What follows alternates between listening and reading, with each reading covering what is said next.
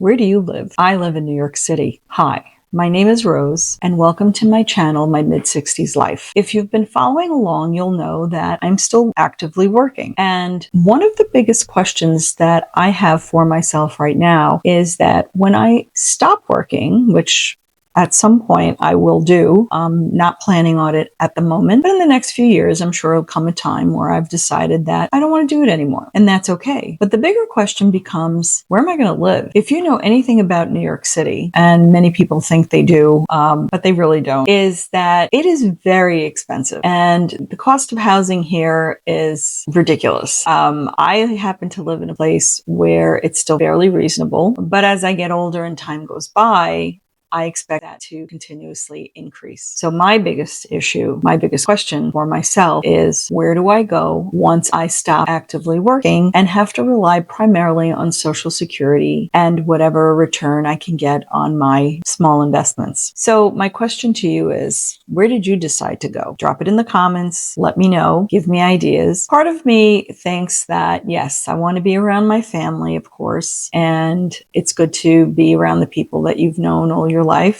For me, it's good anyway. But also I have this desire to be out of the urban area. If I'm not going to participate in that lifestyle and that hectic pace, then I want something a little bit more quiet. So I've set my sights on upstate New York, which I happen to love. And still there are pockets that are as expensive for different reasons. And then some very, very reasonable places that I can call home. I have friends up there, so it's not just an isolated area where I would know no one. But that is one of the biggest questions I face right now is, what do I do when I decide that I want to really retire? And retirement means a lot of different things to a lot of different people. I am learning that. I am technically retired from a corporate job, which I retired from in 2015. But I have worked since then at a myriad of different positions. I have run the front of the house in a fine dining establishment at a ski resort. I have owned 2 businesses.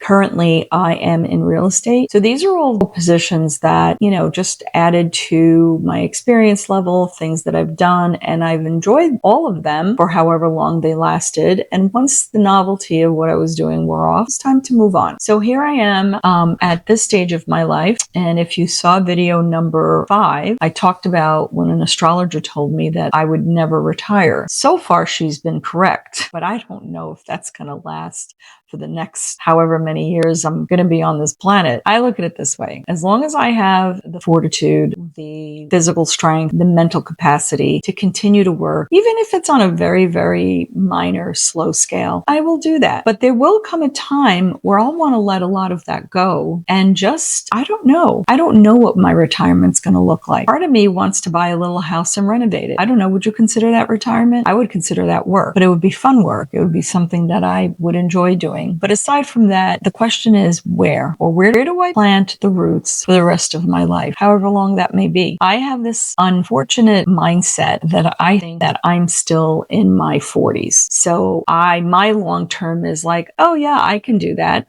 I'll do for the next 5 to 10 years. Well, in 5 to 10 years, I'm going to be 70 to 75 years old. I don't know that I want to take all that responsibility on, but that's the key, right? The key is how I feel right now is not necessarily how I'm going to feel in 10 years. So what appeals to me right now, and yes, the appeal of moving to a different area and having a little home, something I can renovate, call my own, that appeals to me right now. I'm not sure I'm going to be up for it in the next 5 to 10 years. By then, I would hope it's already done. But one of the things I do know is that unless I win the Powerball or Mega Millions or whatever lottery, which I have to actually remember to play, so it's hard to win if you're not actually playing it. But the chances of that happening are slim and none. So can't rely on that. That is not a good long-term plan. My long-term plan is to tap into Social Security as late as I possibly can, continue to work until that time, and then wonder about where will be a perfect place for me to be able to live, where I am not going to use up most of my income to keep a roof over my head. And yes, I've looked at the whole tiny house thing. I think it's really adorable and fun, but I'm not sure that I want to live in a tiny home. If that were the case, I'll just get a studio apartment in New York City. So I always say that that's the original tiny home, but it's not completely out of the question question. I don't see it for me, but I don't see it for me right this minute. That doesn't mean in, 5 to 10 years, it doesn't sound like a really good idea. Anyway, stay tuned on that.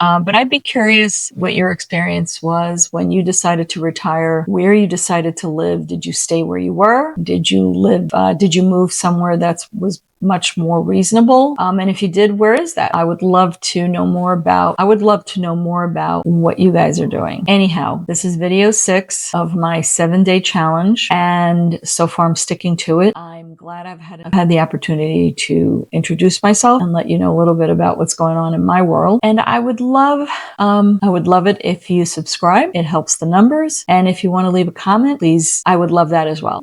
I think that would be really fabulous. It would certainly help. And if you'd like to leave a comment and tell me where you're at, I would love to hear that. Until next time, until my final video of my challenge, which should be tomorrow. After that, I'll probably be pacing myself a little bit more slowly, maybe twice a week, maybe once a week. I haven't decided yet. But in the meantime, have yourselves a great day. And I look forward to seeing you in the next video.